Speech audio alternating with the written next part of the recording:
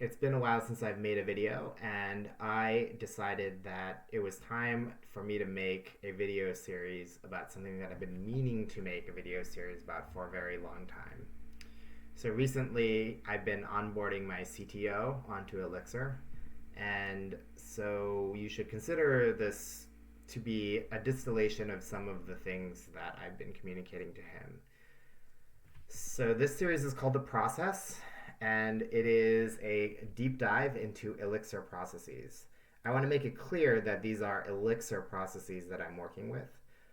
Some of the contents in the series, including task and registry, and of course live view, are going to be topics that really only exist in Elixir. And so I think that's important to understand, although the fundamentals of what's going on are valid for both Elixir and Erlang. So if you're coming from Erlang or interested in learning Erlang, you can still take away some knowledge that is transferable back to Erlang. The things that are in Supervisor and GenServer, for example, are basically one-to-one with how you do things in Erlang, except for the fact that you don't get some of these nice modules that Elixir gives you. So the prerequisites for this series is that you understand a little bit about how Elixir syntax works, and really not much more. But buckle up, because I will be going over some rather difficult and or topics that are not recommended to teach to beginners. So if you are more experienced Elixir developer, you should there should be material in each of these sections that will be possibly even new to you, or something that will clear up your understanding of how some of the things you do every day in Elixir have their magical flavor. It's not really magic. Everything really works using a very, very well-defined set of parameters. Okay, so the first episode is part 1, process basics, and I'll go over basic messaging, spawn, receive, getting spawn results, and the process dictionary. So even if you're a slightly more experienced Elixir developer, you might not know what the process dictionary is. So hopefully you can still get something useful out of this, and maybe even learn something about how some of the fundamentals work. But this first chapter is going to be really about the base level stuff that you should know about processes. So let's get going. I'm going to create a new shell, and we're just going to use a fresh Elixir REPL terminal. So the first thing I want to level set on is what a process is. And for the beginning of this part, until we get into the part about process dictionary at the very end, I just want you to understand that a process basically has two properties to it. One is the thread of execution, which is represented by some sort of tail-called function, and there is a message queue. And what that means is that any other process can send a message to another process, and that will wind up in the process queue, and the function that is the thread of execution will at some point hopefully have to read the messages that have arrived in the queue, and we're going to take a look and see how that works. The other thing that you need to know is that for every process that's running in Elixir, there's something called the PID, which is the process identifier. If you've ever used something like PS in the Linux command line, which lists a list of PIDs, it's completely analogous. And maybe it's a little bit unfortunate that both terms use the abbreviation PID, because it can be confusing as to whether or not you're talking about an Elixir or Erlang process or a operating system process. But so just keep in mind that that's important. Like I said, everything that's running in your VM is associated with some sort of process, and that includes the REPL. So this shell here itself has a process identified with it. So how do we find that process ID? Well, that's the self function. It's a built-in function, and here we get the process ID of the console. Now let's go ahead and send this console process, a message. And the way you do that is with the self function or send function. And send takes some PID. In this case, we're going to send to ourself. We're going to send ourself any term. It can be whatever you want. I'm going to go ahead with atom foo, and you can see that the result of the send function is whatever you just sent. Now, what happened to that message? Well, I'm going to use a special function called flush, and it's important to note that flush only works on the console. And the way that flush works is it will go through your entire message queue, find all of the messages that are sitting in there, print them out to screen using pretty printing, and then at the end it will clear, and the result will be that it will have cleared your message queue. So let's run flush real quick and think about what you would expect to see given that. And so we got printed foo, and then OK is the result of the flush function. Now, what happens if I send myself 2 foos and I run flush? You can see that it retrieved both of the foos and then gave an OK result for the flush itself. Now, of course, I could send different things. So let's send foo and then some number 47, and then I run flush, and you can see that it flushes everything in order, in the order in which it came. So this is like truly a queue, first in, first out. Okay, what happens if there's nothing left in the queue? So what happens if I flush it now? So in theory, the flush should have removed all of the messages that are in there. If I run flush, all I get is OK, which is the result of the flush function itself. All right, so that's great. Now we can see that there's this message queue thing, but how do I start a new process altogether? Like, what if I want to make a new process? Well, the function for that is a function called spawn, and spawn takes a single zero arity function. So let's build an example of that. So here's what I'm going to do with this spawn. It's going to trigger a function, and that function is going to sleep for 5 seconds, and then it will print out hello, and then the result of the function is going to be 47. So let's see what happens when we do this. So first, the result is a PID. Note that the PID is different from the PID of the console. Then 5 seconds later, you saw that it printed hello, and that 47 got thrown away. So the result of the function just disappears into the ether, sent to dev null, whatever you want to say. How are we going to retrieve that result if we wanted to? And you may not necessarily want to, and oftentimes the process you're going to spawn is effectively going to do an infinite loop. But I think it's important to show you one technique by which we can retrieve that value. But note that that value does not gets thrown away by default as the default action of spawning a process. Great. So we're going to work on getting that value back. I do want to show you one more thing before we go on, and that's the Process.alive function. So I'm going to go ahead and reissue this spawn, and then as soon as it's run, I'm going to run Process.alive, and that tells you whether or not the process is running. So here's how I'm going to do it. And I got true because PID 133, V, by the way, if you're not familiar, gives you the result of the previous value in the console. It's like the ANS key on a calculator. So, of course, this process, PID 0.133.0, is running.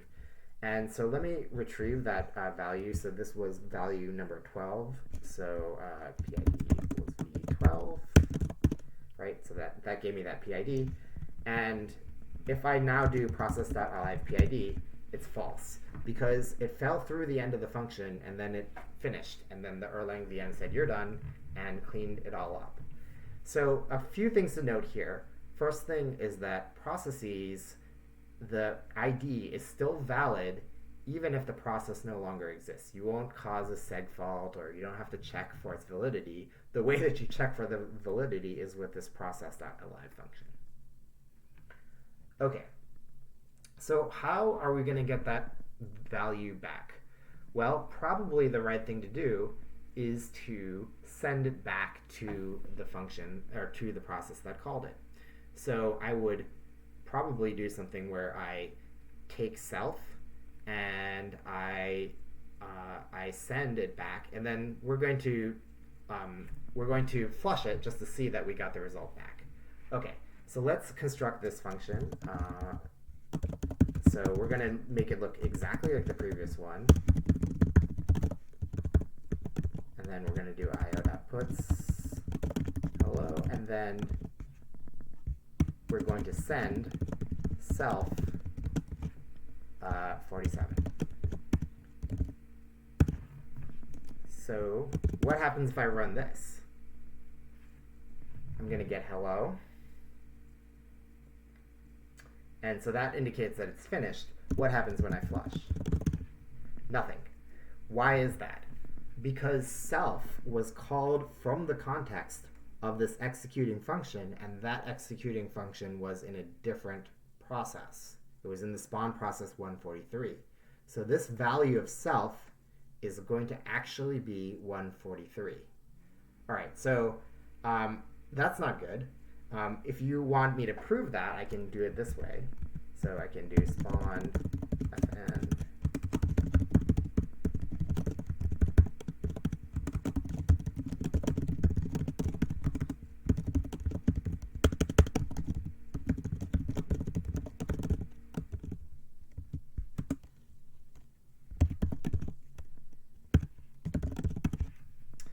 And you can see this spawn process is PID 150, and then I get hello, and then when I io.inspect itself, I got PID 150.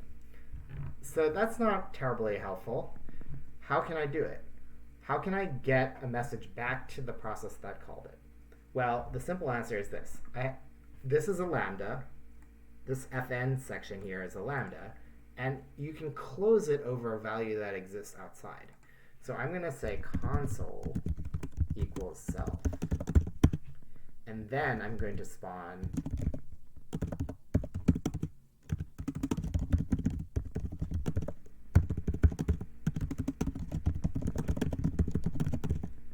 and then I'm going to send console 47.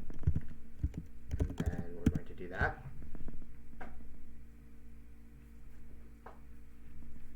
And you can see it printed hello, so it should have finished. And then now when I flush, you can see the 47 value sitting in there. Now, flush is a command that I can only run in the console. It is proven that it is proven to you, though, that I've gotten a message back, and that's how I can get a return value from a spawn process, in a sense. I'll go over some more details about why doing it specifically this way is dangerous, and you shouldn't be using spawn anyways. But let's talk about how we can get this using something that's more fundamental to Elixir and Erlang that isn't this special flush function that only exists for the console. So how can I find values that exist in the message queue? How can I pull those off? Well, let's work on getting that value back. So first what I'm going to do is I'm going to send myself a message, and it's just going to be foo. So let's do that. And let's repeat it. So now I should have two foos sitting inside of the message queue. Now I'm going to use the receive keyword to retrieve the first item in the message queue. So here I'm going to do this receive do keyword, and then I'm going to match on message. And when I've matched on message, which can be anything because it's effectively a variable binding, I will inspect the message and then attach the label message to it. Now this should look like a case statement. That's not an accident, because what you are doing is very similar to running a case matching statement. We'll see that later. Okay, so let's do that. And you can see I trapped the foo message and I got it, right? I got it back. It said message foo. Now there was a second foo in there because I issued the send twice. So what happens if I run this again? Same thing. What happens when I run it a third time? Well, my console is hung. It stopped. It's unresponsive. Nothing's going on. And the reason why is because the console process is waiting for a message to come, and sadly, I have no way of giving it a message. So I'm going to have to kill the VM. Great. So the next thing that I want to do is I want to show you something called selective receive. So what I'm going to do is I'm going to send two messages once again.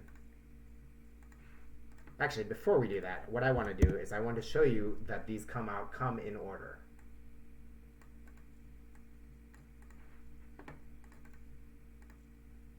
So the first one is going to be receive foo, and the second one is going to receive bar, because I sent them in the order foo and bar, just like you would expect out of the queue. So let me quickly do this.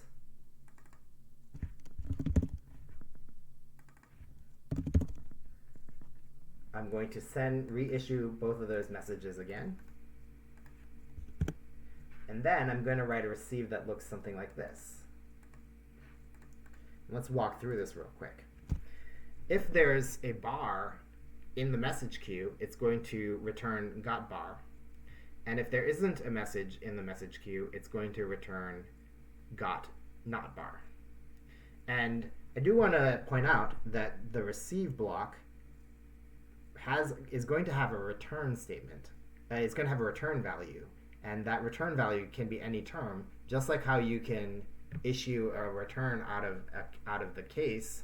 I'm going to get a return out of the receive, and that's how you export information out of the receive block. You can't assign variables inside of a receive block because those variables will immediately get thrown away. So what you need to do is you need to set, if you're going to try and trap these values, you're going to need to do something like some variable equals receive do. I'll show you that in a moment as well. So yeah, let's go ahead and do this. So what's going to happen? So I have two messages in the queue. One is foo and one is bar. Importantly, the bar came after the foo. So now I'm going to go into this receive block, and it's going to try and match against bar. And what do you think is going to happen? Well, I'm going to run it, and it says got not bar. Why? Because the first message that existed matches the second underscore, and then it returns got not bar.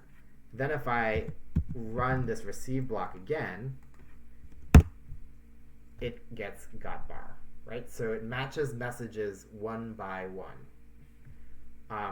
What is going to happen, though, if I do this? So if I send both of these together, and then I write a receive statement that doesn't include the second underscore.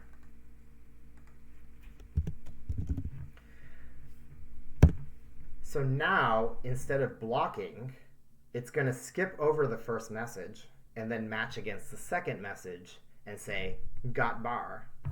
Now if I rerun this by the way it was exactly verbatim, I'm going to block because now the only thing left is foo. But if I run this receive do with the underscore as I did originally, I will get got not bar because there's still a foo sitting in the queue. So by selective receive, what we mean happens is the receive block will try its best to match against what it can, right? And then if it can't, it just requeues those in the order that they came. So in this case, I had foo and bar inside of the message queue. The first receive statement that I executed only matched against bar, and so only selectively dealt with that single message, right? And then the second time I ran through it, the second time I ran receive, there was still a foo left in the queue, and then that triggered the got not bar. All right, I'm just going to do this one more time. And then what I'm going to do this time is I'm going to trap the result in a variable. So result equals this. Okay, so now the result of result is got bar. So if you ever need to export information out of your receive block, what you need to do is you need to assign it to assign this statement to this expression to a value, and you're going to get that as an assignment. Okay, so let's do this. I'm going to again send foo and bar.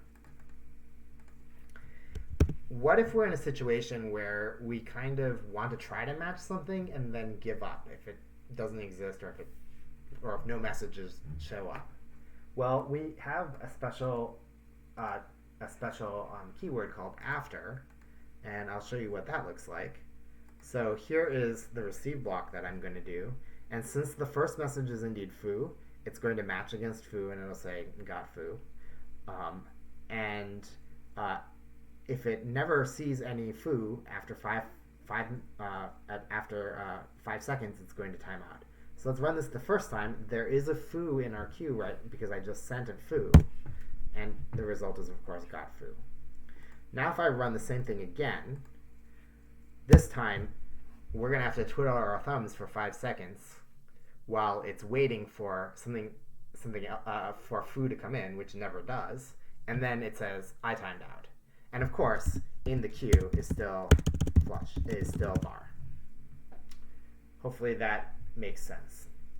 So this is the basics of how we can kind of sift through the messages that are sitting in our queue, pluck out information that we want, defer processing of messages that we don't know how to deal with yet, and keep the processes running, or block them if we don't want to do anything because we don't know how to deal with any of the messages that exist currently. The one danger about this is if you are in a receive statement that can't handle a certain type of message, and you get a ton of those types of messages, you can basically have a process whose message queue gets bigger and bigger and bigger in effectively an unbounded fashion, and that can cause problems. So, I think it's important to keep track of all of the messages that you can that your processes can receive, and be very mindful of not breaking that contract that exists at the process level. I'll say that one of the more difficult things about Erlang and Elixir is that you have contracts sitting at two different levels, right? You have contracts, or not even, I wouldn't even call them levels, in two different contexts. So you have contracts in the module context, which is all about how your code is organized. And so you can set contracts very easily with the behavior attributes and callbacks. What it's less clear how to do correctly is how to set contracts at the process level, on the execution level, what your processes expect. There is no official way of doing that, and in some sense your processes can really receive any sort of information whatsoever, and there's no limit. We try to set best practices on how to do that. One way of setting those sorts of best practices is with something called GenServer, which I'll show later, the sort of details of how GenServer really does its thing. But even so, you can wind up sending messages that don't look like what it expects, and it's a little bit dangerous. Erlang and Elixir try to give you tools to set those contracts up correctly with calls and casts, but just be aware that it's very easy to violate those contracts, and if you have a malicious actor that has wound up spawning some sort of malicious process inside of your VM, it's game over. It can run amok and do whatever it wants, and there's really nothing you can do about that. So just be aware that everything inside of your VM must be a trusted system, and you can't, you have to be extremely careful about that. Okay, the last topic on this list of things to explore in the process basics segment is this thing called the process dictionary. Now, this is generally considered to be an advanced topic, but I really do think it's important to sometimes expose some of the nitty-gritty details of how the VM works. I do want to caution that in 99% of cases, you probably should not be writing code that involves the process dictionary. And yeah, just don't do it unless you really, really know what you're doing. But some of the stuff that I'm going to talk about in some of the later modules will require understanding of how the process dictionary works. So I think it's important for you to see this, and that will kind of demystify some of the seemingly magic things that a lot of the very mainline Elixir libraries do, and make Elixir an extremely powerful platform for developing systems. So, as a beginning overview, I would say the way to think about the process dictionary is that it's a thread local Redis, if you will. So first of all, it's a key value store, and second of all, it's thread local. So whatever sits in your process dictionary, only your process can see, and no other process can see it. There's really no way for the Erlang VM is very careful, and there is no way for any other process to see what's in there. I mean, I wouldn't say that this is like a secure way to maintain security or anything, because you could always do something weird by dropping into C and pulling out the information from the VM directly. But they don't give you a trivial way to figure out what lives in another process's dictionary. So let's do some basics. So I'm going to put a value into the console process's process dictionary. And so perhaps unsurprisingly, the way you do that is with this function called process.put. And to get the value out, you can just do process.get. And so this sets the key in process this sets the value associated with the foo key to the value bar, and this retrieves that. And you can really make this anything.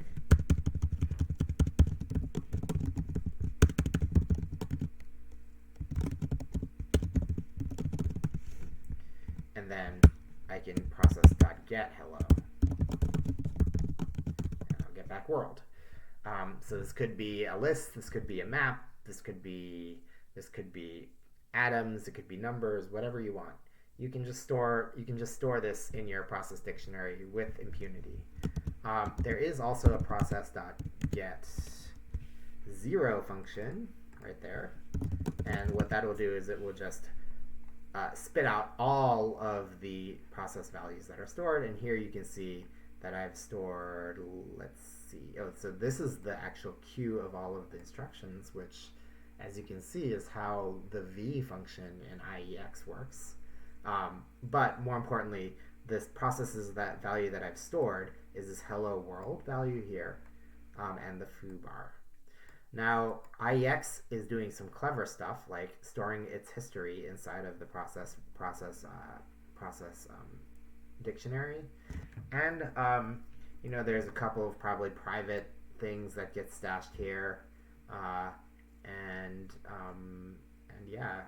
let's see.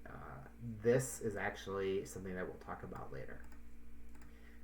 Okay, so let's go ahead and demonstrate that this is truly independent, and each process gets its own. So if I spawn a function and then put the value baz in this foo in this process's foo key, and then I'm going to inspect what the value is. So of course it's Baz, and if you just look at this processes foo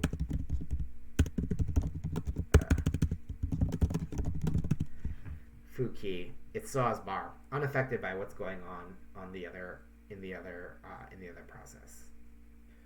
Okay, so one last thing I want to show you is that these are truly mutable values. So as you can see, currently the process.get foo is set to bar, right? And that doesn't change every time I run get. And then now I can change the value by doing process.put again, right? And let's see what happens when I do this. So now I'm going to set the process dictionary key for foo to the value kooks. And then if I get foo, now you can see that it's changed to kooks. So these are mutable values.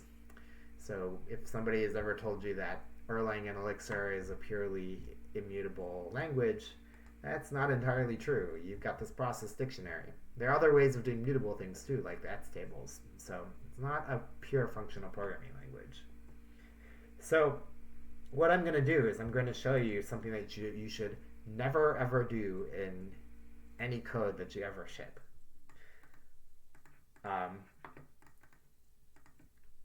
So here I am going to put into this total key the value 0.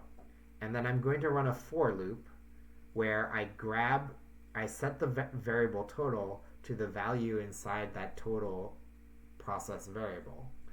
And then I put into the total process dictionary key total plus I, and then I put OK. Now remember, for is a comprehension. It's not a for loop, it's a list comprehension.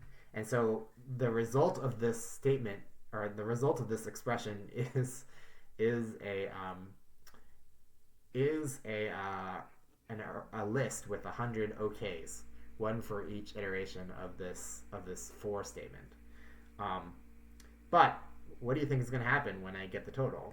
Well, it's going to be the infamous Euler value 50/50. So this is like a for loop, as you would see it in imperative code, except in Elixir. Like I said, don't ever do this. This is a bad choice for 100 billion reasons. But just know that the process dictionary truly is mutable. And so you have to be careful and think about what code has run through that segment. Typically, keeping in mind that because each of these values has a lifetime equivalent to the lifetime of the process, you might want to use this for categorizing, letting processes know what sort of things that you could use to categorize them. So for example, and things that are fundamentally associated with like the lifetime of the process. So if you have like categories that you can paint the process with, and I'll explain this later in a bit more detail, you might want to think about putting in a process dictionary. But this is truly an advanced topic. The only reason why I wanted to show this was to introduce you to the concept so you understand that this exists. You understand how to read process.get and figure out like what values exist in the process dictionary, so that when we dive into some of the more complex topics like the trouble with tasks, you can understand what exactly is going on. Okay, so that is most of the basics about how processes work from a fundamental level. The only thing we didn't cover are monitors and links. And the reason why I'm not covering those is because I will go over those in part number 4, which is supervisor. But I hope you learned something interesting, and here's my suggestion. If you think that you like the way that I present this information, and you like watching and understanding more about how the Elixir and Erlang VM works, you should click the subscribe button, because over time I will get to each of these topics in my exploration of the process, which is a deep dive into Elixir processes. Take care.